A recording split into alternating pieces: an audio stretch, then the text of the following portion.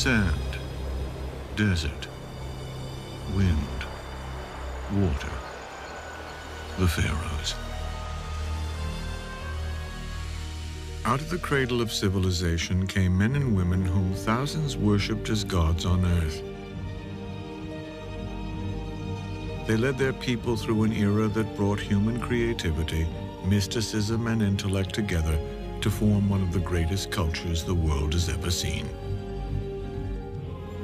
For 3,000 years, they ruled ancient Egypt and built great monuments to themselves and to their gods. The pyramids of Giza, the Great Sphinx, the temples of Abydos, Karnak, and Luxor. The Pharaohs. Through eyes carved in stone, they gaze out into the future. Their faces locked in expressions that convey a powerful legacy to all who look upon them. Their bodies wrapped in linen have traveled forward through time, and their spirits are reflected in countless sculptures, paintings, and hieroglyphs. Now the story of this ancient race of god-kings continues.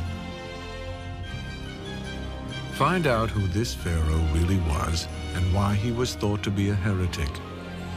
Learn the story of the pharaoh Cleopatra, who was also a seductress, and how she met her tragic end. Gaze upon the face of the pharaoh who built the most elaborate temples the world has ever seen. Walk among the men and women of Egypt who were the greatest pharaohs.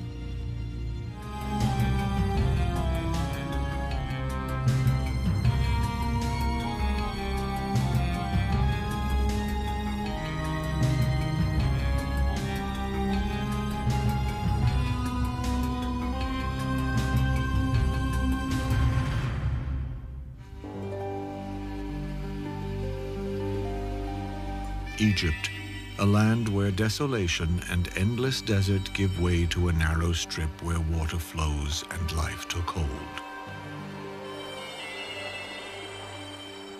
From these beginnings sprang the wonders of a flourishing Egyptian civilization that would last for more than 3,000 years. By the year 1386 BC, the Egyptian civilization was 2,000 years old and had been ruled by 86 pharaohs. It was in this year that a young and vigorous king by the name of Amenhotep III emerged to become ruler. By the reign of the pharaoh Amenhotep III, the Egyptian empire was very well established. There was a tremendous inflow of income, especially for the royal house, and Egypt itself was very stable and prosperous.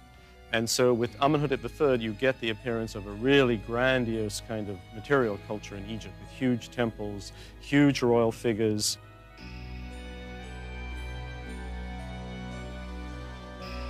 His vast building projects were centered in the ancient city of Thebes.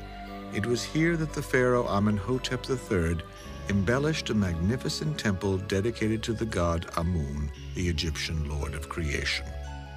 It signaled a peak of craftsmanship and artistic achievement for the Egyptian civilization. Its graceful columns and expansive court remain the pharaoh's masterpiece of elegance and design.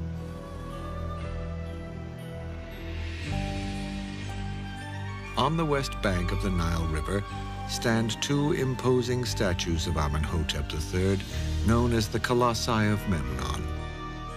The 60-foot-high monuments are all that is left of the pharaoh's mortuary temple that once stood here.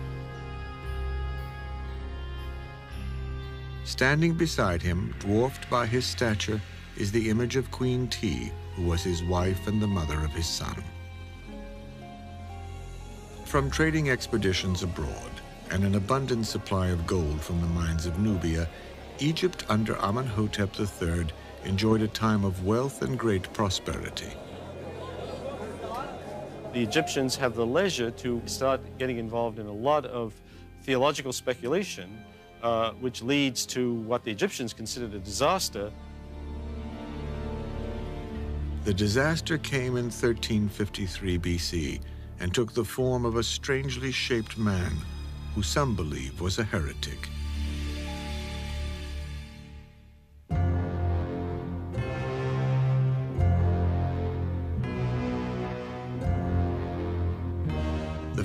Amenhotep III had been grooming his oldest son for the throne when the young prince died. This left his younger brother, Amenhotep IV, to succeed their father. He had been studying religious matters, however, not affairs of state. As a result, his reign was a revolutionary departure from the long-entrenched traditions of Egyptian kingship. Scholars still struggle to understand this pharaoh. Was he a fanatic or a great reformer, a visionary or a madman? Whatever the answers, he was without question the strangest of all the pharaohs. For over 1,700 years, the Egypt of the pharaohs had worshipped many gods. Amenhotep IV wanted Egypt to follow only one god, the sun god called Aten.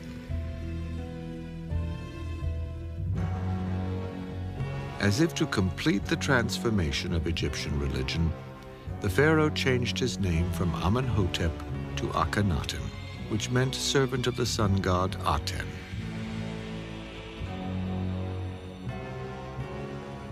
It was the first time in history that mankind worshipped a single god. This radical change rocked Egypt to the very clay of its ancient foundations. Akhenaten's reign was one of the great crisis points of Egyptian history. It was a period during which the old beliefs were overturned, the capital was moved, and the temples and cults were essentially shut down. This can't have been easy for the population.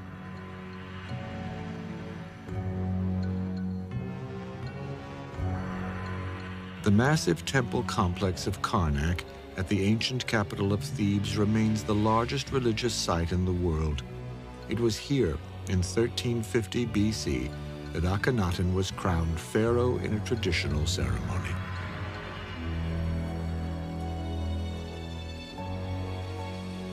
But then tradition ended, great changes were on the horizon. They began with the pharaoh Akhenaten's expansion and beautification of the Temple of the Sun at Karnak. Most notably, he added a new symbol to the temple. This curious disk was called the Aten. It was designed to symbolize his new god of the sun. In year 5 of his rule, Akhenaten proclaimed the Aten Egypt's one and only god. Akhenaten has occasionally been called history's first monotheist, in that he did away, or at least no longer funded, the worship of all the other gods in favor of only one, the Aten, or the physical disk of the sun. His choice for queen was also unconventional. Her name was Nefertiti. She came from a non-royal bloodline, but appeared to hold a very prominent position in her husband's reign.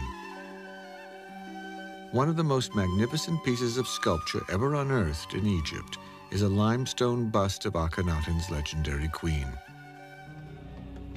Nefertiti appears to have been an exquisite queen, but when we examine images of Akhenaten, we discover that his appearance was as bizarre as his ideas. Early on, many representations of Akhenaten caused a great deal of confusion among archaeologists. Because he was often portrayed with wide hips, a protruding belly, and breasts, he was sometimes mistaken for a woman who may have been masquerading as a man. It seems possible. Years earlier, Queen Hatshepsut was often portrayed as a male. She even went as far as to wear the false beard reserved for kings, perhaps to appear more like a pharaoh. Akhenaten's physique has sometimes been attributed to an illness called Froelich's syndrome, which causes the body to distribute fat in ways that are considered typically female. One of the side effects of the disease is that you are sterile, and we do know that Akhenaten and Nefertiti had several daughters, and there is some speculation, obviously, that Tutankhamun was a son of his as well. So if that's the case, then the idea of this one type of disease probably is not likely. But Akhenaten's mummy has never been found. All attempts to diagnose his abnormal appearance have been based solely on art and statues. Other scholarly opinions about Akhenaten's startling appearance look not to medicine for explanation, but to the symbolism tied to his new religion that was based on the Aten sun god. Akhenaten's new religion was a radical departure for Egypt, but so strong was his conviction that he was willing to defy and eliminate the powerful religious institutions which represented the beliefs of virtually the entire population. He shut down the temples of the god Amun and declared Thebes would no longer be the foremost city of Egypt. A new capital city dedicated solely to his religion would be built.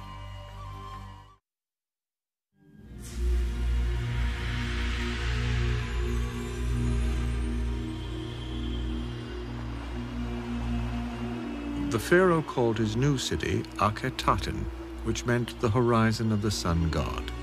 At the center of the new capital was the great temple. It was there that the pharaoh Akhenaten cultivated his new religion, devoted to the adoration of the sun god he called Aten. Before Akhenaten's religious reformation, ordinary people worshipped outside the temples, while the king, priests, and the elite of society performed their rites inside mysterious secret chambers. Akhenaten changed all that. He wanted the people to worship along with their pharaoh, out in the open under the sun's life-giving rays. It is believed that 3 ceremonies a day were held at the great Aten temple. The first was at dawn, as the sun rose over the cliffs east of the city. A second ceremony was held at noon, when the sun was directly overhead. Then, at sunset, the devoted would recite a hymn to the sun, which Akhenaten himself had composed. It is not known how successful Akhenaten was in converting his subjects to belief in the Aten. It is possible his new religion was simply a ploy to strengthen his image as a pharaoh. By eliminating other gods, Akhenaten knew he would appear more like a god himself. The king was removing the intermediaries, the clutter of all the intermediate priests, the very bulky and cumbersome pantheon with hundreds of different deities and so forth, with a simpler form of the religion. But it was mainly involved with the idea of the king creating a more direct support for the idea of him as a living divinity here on the earth. Akhenaten did not conduct this worship alone. There is evidence that his queen Nefertiti led the sunset ceremony each day. Nefertiti was a very important woman. We're not quite sure whether it was Akhenaten who granted her some of the importance that she had, or whether she just decided to take it. There are some scholars who felt all along that Nefertiti was behind the religious revolution even more than her husband. Another powerful woman of this era was Akhenaten's mother. Her name was Queen T. She had migrated with her son to his new city to act as his regent. Because Akhenaten was absorbed with matters of religion, it appears Queen T may have been responsible for affairs of state. If so, there remains a puzzling archive of clay tablets that were sent to the pharaoh Akhenaten. They came from outposts of the Egyptian Empire in Syria. The tablets reported that the outposts were under attack and failing. These writings, known as the Amarna letters, pleaded for supplies to be sent and promised continued loyalty in exchange. It is likely earlier pharaohs would have responded with soldiers and strategy. In this case, however, it seems Queen T may have been the one who ignored these pleas for help.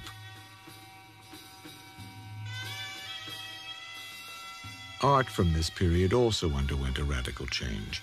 Everywhere the pharaoh's image appeared. He was shown to be under the protection of the sun's rays. While previous pharaohs were depicted as being physically perfect, Akhenaten instructed the royal artisans to picture him more realistically. Instead of looking like a warrior, his statues portrayed him as feminine.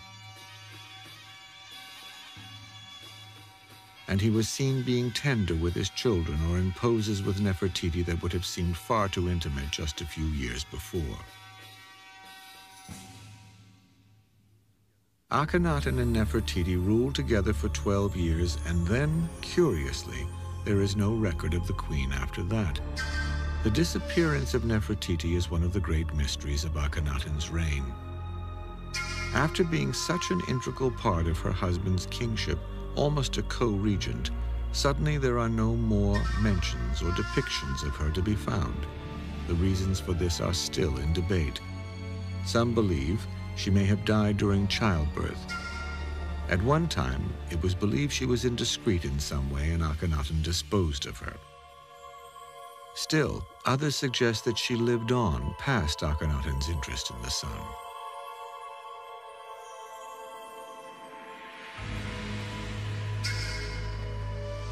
Nefertiti could have, in fact, been the more devout of the two and cloistered herself away to remain loyal to the cult of the Aten. But the basic situation seems to be that she actually died. And there is evidence that she was buried in the royal tomb at Amarna, in what is called the royal wadi, beyond the confines of the royal city.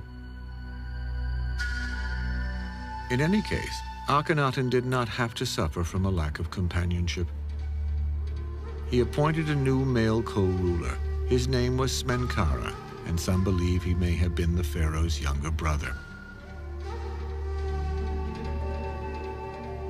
It is possible that he married one or more of his daughters. If he did that, that would not actually be unusual for a pharaoh.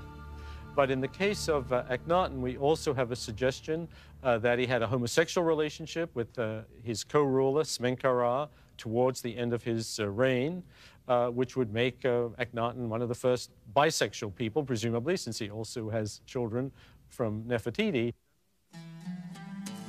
His unorthodox appearance and descent from the old religion caused history to label him a heretic. Still, there is little evidence that the pharaoh Akhenaten's new sun cult ever really took hold among ordinary people. Excavations of the ancient city of Akhenaten have revealed that even before his death, many of the inhabitants kept idols of the old gods in their homes. Were they ignoring the new religion, or did they sense the inevitable? Akhenaten's religion was failing. Akhenaten died in 1334 BC, during the 17th year of his reign, and with him died his religion, based on the worship of the sun disk. Soon after, there was a tremendous backlash against his religion and heresy, which led to the destruction of anything that bore his name. It is believed, however, that in order to protect his remains, Akhenaten's followers removed his body from its tomb at Amarna. It was an Egyptian custom to gather together and to try to hide and conceal and protect for the future the remains of important pharaohs and burials. And I think there's a strong possibility that that's what did happen, and it remains to be discovered for archaeologists in the future. With the heretic Akhenaten dead, Egypt prayed for a strong pharaoh to restore its faith and reassure its people.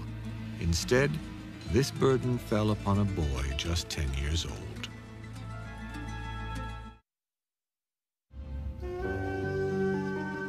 Behind the great cliffs of Dar el-Bahari, in the mountains west of Thebes, lies a golden landscape formed in primordial times, when floodwaters from the Nile cut through the earth, leaving a series of gullies and dry stream beds called wadis.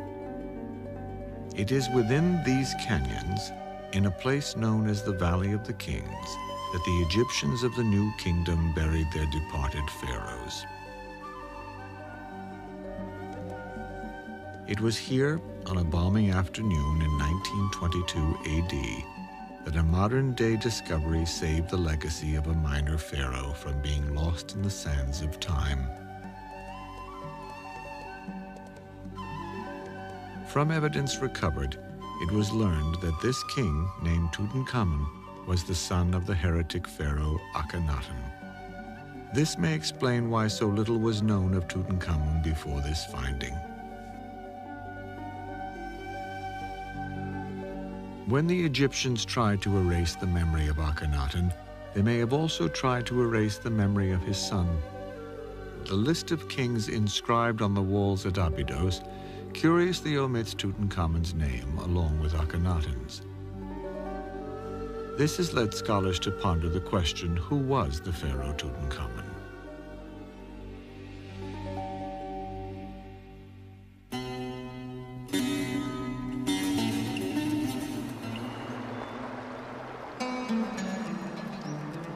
He was born and raised in Akhenaten's capital city at Amarna. His birth name was Tut-Ankh-Aten, which meant living image of the sun god. But with the death of his father, the old religious beliefs and the cult of Amun were reinstated. Accordingly, he removed the Aten from the end of his name and replaced it with Amun to become the legendary boy king Tutankhamun. His new name meant image of the god of life. Artifacts exist which depict him as a robust king attacking Nubian and Syrian enemies. But experts believe it's unlikely that young Tutankhamun was ever actually involved in any military campaigns. Such responsibilities were probably handled by an experienced general named Horemheb. He was an ambitious warrior. Inscriptions identify him as commander-in-chief of the army and deputy of the king. Horemheb had served as military commander for the two pharaohs that preceded Tutankhamun. It was his mission to reassert Egypt's military might and restore respect from its neighbors. Were there others in this boy king's court that also wielded great power? It seems that a boy suddenly thrust upon the throne of a great empire would need senior officials for advice and guidance. The question is, was Tutankhamun just a puppet for the real power behind the throne? Perhaps the answer lies with a member of King Tutankhamun's court who overshadows everyone else. He was the king's vizier and high priest called Ai. A skilled and determined civil servant, his name meant Divine Father. Scholars believe it is Ai, along with Horemheb, who were responsible for the stability of Egypt during this time. Horemheb and Ai, between them, are adherents to the ancient god Amun. It is they, principally, who discard this new religion of the Aten, and the court and the religious focus is moved back to ancient Thebes, modern Luxor.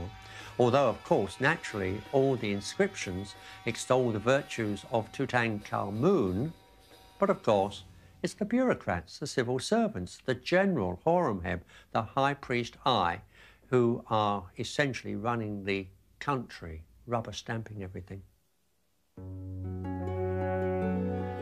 To what extent any pharaoh was involved in the day-to-day business of foreign and domestic affairs still puzzles experts. Egypt had a fully developed bureaucracy of administrators and scribes.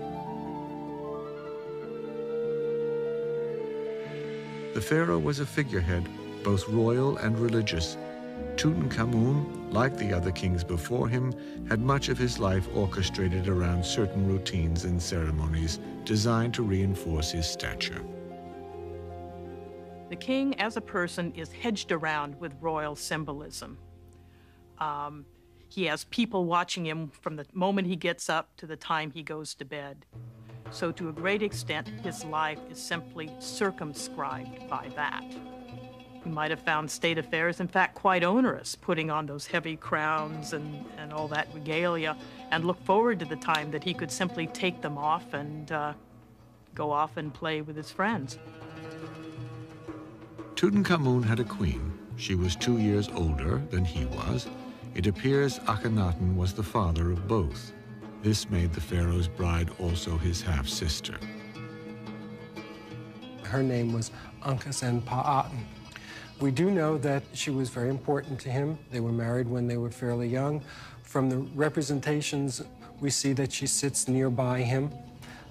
She seems to take an active interest in some of the things that he was doing in hunting and fowling and fishing. With the old religion of many gods now reinstated, the reign of King Tutankhamun seemed destined to be a period of rebirth and renewal for Egypt. But then, at about the age of 20, the young pharaoh suddenly died. Some believe he was murdered.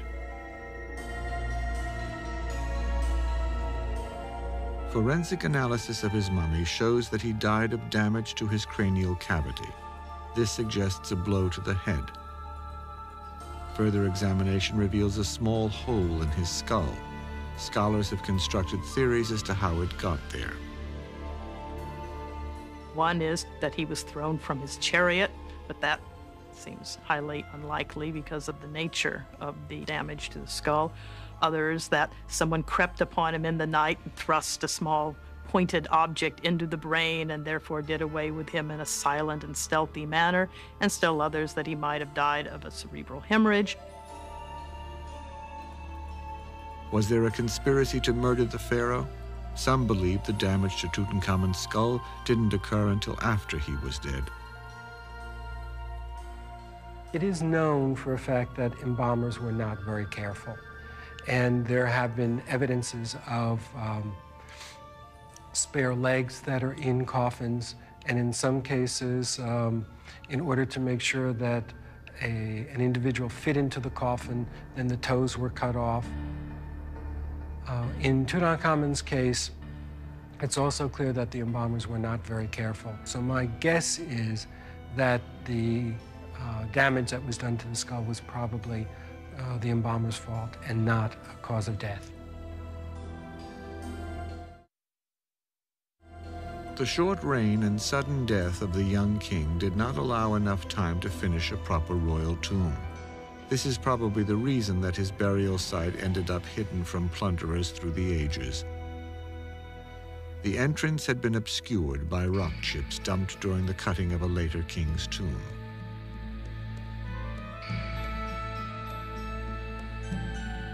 The treasures found in Tutankhamun's tomb have awed the modern world. Up until their discovery, men could only imagine how Egypt's once brilliantly colored temples and artifacts would have appeared in ancient times. The contents of the young pharaoh's tomb reveal the true opulence and splendor of the era.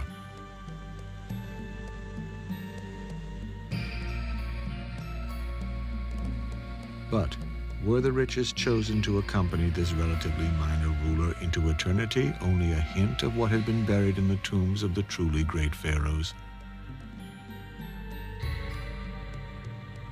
Some historians have suggested that we should not assume the larger tombs were filled with even more treasure. The pharaoh Tutankhamun's burial may have been richer than most. The people may have been grateful to him for the restoration of the old religion, or there might have been an emotional outpouring for someone that died so young.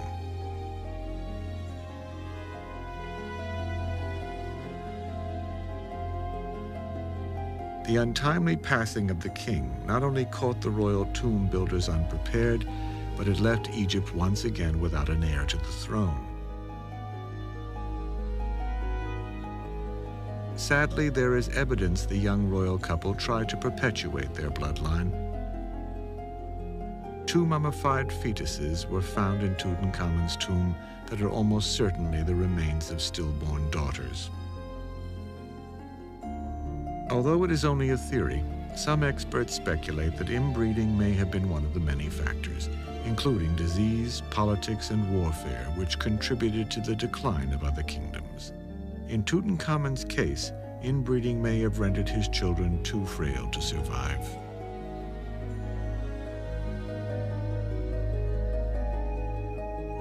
With no heir in line to inherit the kingship, the throne was passed to I, Tutankhamun's closest advisor or vizier. Records show that right after he died, I prepared to marry Tutankhamun's young widow to help justify his assumption of the throne. There is evidence that she suspected I was responsible for her husband's death and tried to avoid this marriage. Desperate, the widow Akhenaten sought help from outside of Egypt. She turned to a land in the east controlled by the Hittites and wrote to their king. Send me one of your sons. You have many that I may marry one, and he shall become king, for I have none here whom I may marry. He did send one of his sons to be married to Akhenaten and become Pharaoh of Egypt. But consider the bureaucrats. Horemheb was the general in charge of the army. I was the chief high priest. Curiously enough, the Hittite prince got as far as the borders of Egypt and he was murdered. I married Tutankhamun's widow in 1325 BC and became pharaoh before the deceased king's burial had been even completed. We know this from a painting in Tutankhamun's tomb. It depicts I already wearing a king's blue crown while he performs a ceremony during Tutankhamun's burial. Of course, it is possible that I was just the logical choice to assume the throne after young Tutankhamun died heirless.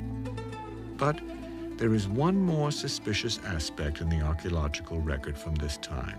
Right after I ascends to the throne, there is no more mention of the young queen Akhenaten. She disappears. Was she the next victim in this 3,000-year-old conspiracy? I reigned for only 4 years, and like Tutankhamun, had no heirs to carry on the 18th dynasty. Soon the throne of Egypt would belong to a new dynamic bloodline of kings. Among them would be the greatest of the pharaohs. He would usher in a period of building and expansion never to be equaled, and he would take the image of the pharaoh as a god to the extreme.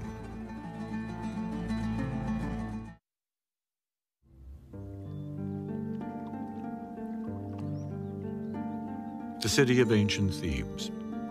The pharaohs of Egypt were drawn to this landscape that lay along the banks of the Nile River.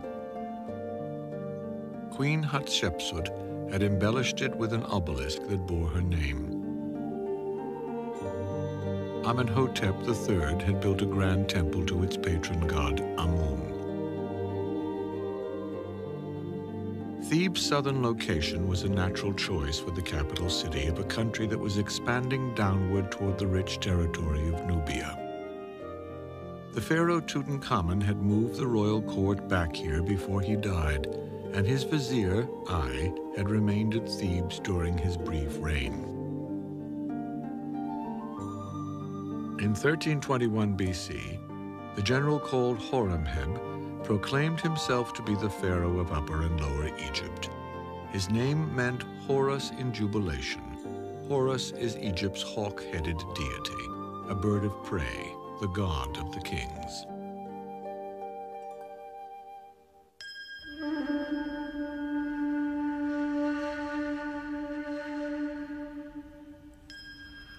Horemheb came to the throne after a long and distinguished military career, which began 4 administrations earlier, when Amenhotep III was king. He was later appointed the great commander of the army by Akhenaten, and under King Tutankhamun he was given the title of the king's deputy.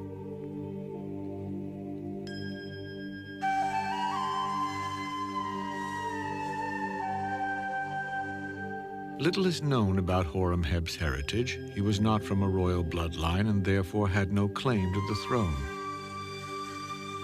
He remedied that by marrying Nefertiti's sister, thus creating a feeble link to the bloodline of the kings.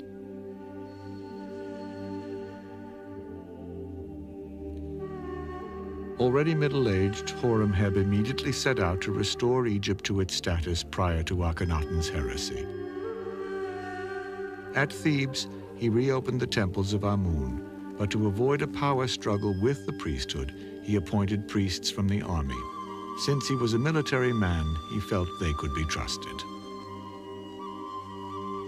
After this, Horemheb initiated the destruction of the great temples to the sun disk built in Amarna by Akhenaten. He used the thousands of stone blocks he removed as filler inside the pylons and walls of his new building projects. But his efforts to erase all traces of Akhenaten's reign ended up having an ironic twist almost 3,000 years later. The result is now, of course, many thousands of years later, as archaeologists work to restore and study these monuments, what do they find? They find these thousands of temple blocks that Horemheb thought he'd buried forever, and since they've been buried all these years, these scenes depicting Akhenaten and his cult are actually much better preserved than any of the scenes which depict Horemheb. Horemheb also usurped many of the statues and monuments of his immediate predecessors. This was done by simply replacing their names with his.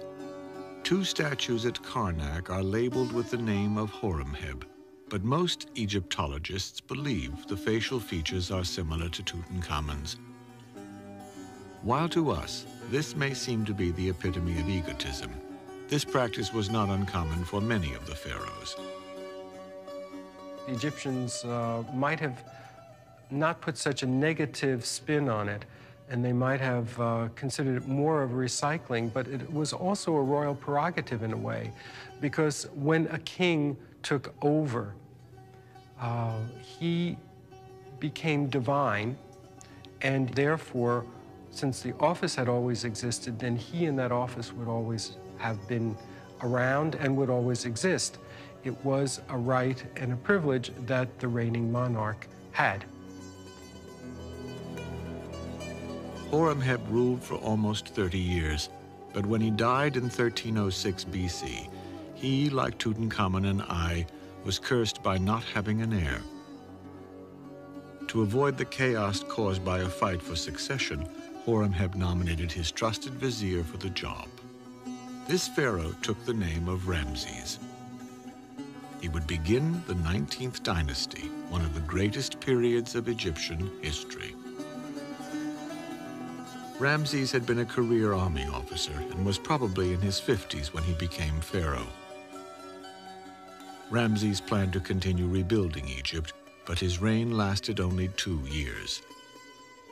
He did manage to accomplish something his 3 predecessors had not. Ramses produced a male heir to inherit the throne.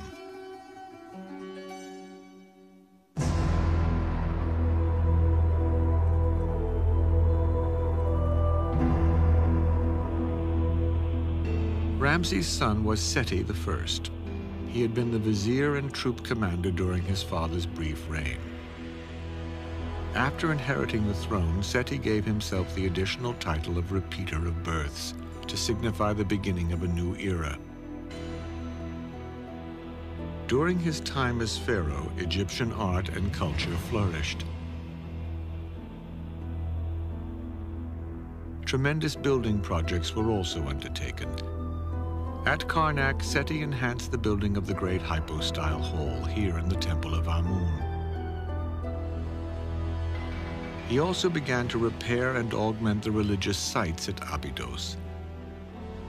These efforts helped him to legitimize his non-royal bloodline's claim to the throne.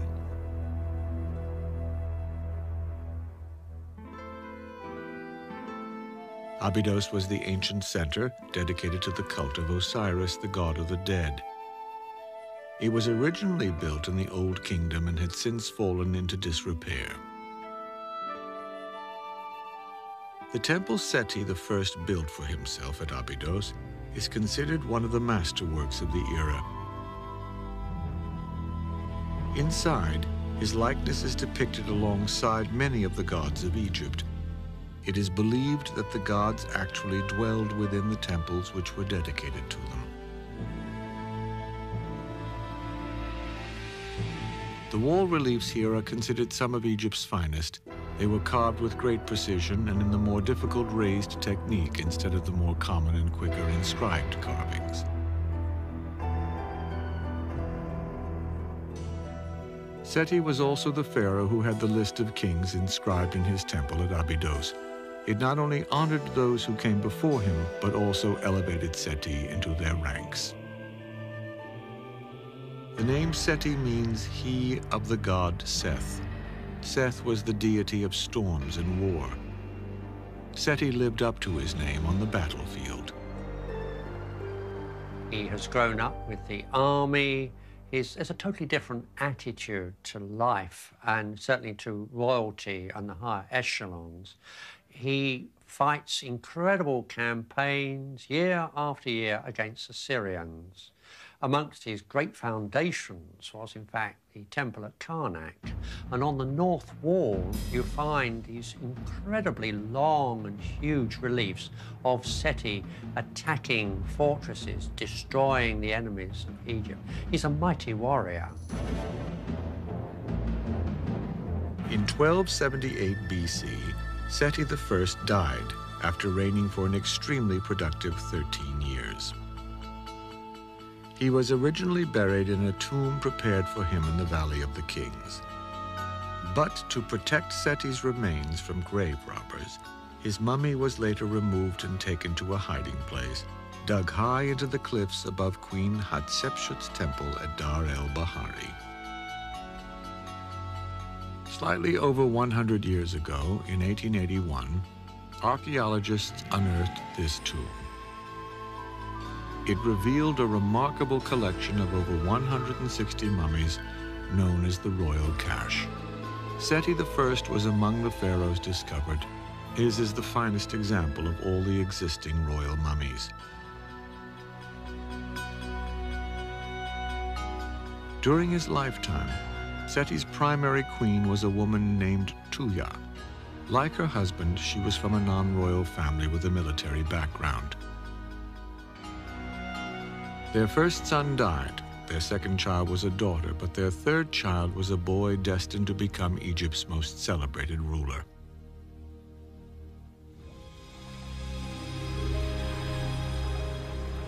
The dog star Sirius is the brightest in the Egyptian heavens. Each year, it disappears around the beginning of May to reappear about the 18th of July. To the ancient Egyptians, its return signaled the new year and the time for the annual Nile floods that would leave behind a new layer of fertile soil. One year, during Seti's reign, the floods were particularly high. Egyptian legend told that this was the good omen that announced the coming of the next ruler of Egypt. This was Ramses II. Ramses II has become the name that is almost synonymous with Pharaoh. But it may have been Seti's careful preparation of his son, the crown prince, which really predestined Ramses' success. Ramses II was probably one of the best prepared pharaohs in Egypt, because by the time that he came to the throne, they really had a fairly regular process of making sure that all the senior royal princes had a lot of experience in military affairs, in governance. So when they came to the throne, they were already experienced and effective in what a pharaoh needed to be. By the age of 15, Ramses was already accompanying his father on military campaigns. By 22, he led his first command to put down a small revolt in Nubia. He also ambushed Mediterranean pirates who were searching for plunder along the mouth of the Nile. By the time Seti I's reign was coming to an end, his son had already proven himself as a military leader and worthy of kingship. Possessed with unmatched vision and self-confidence, the future king was poised to leave his indelible mark on the history of Egypt.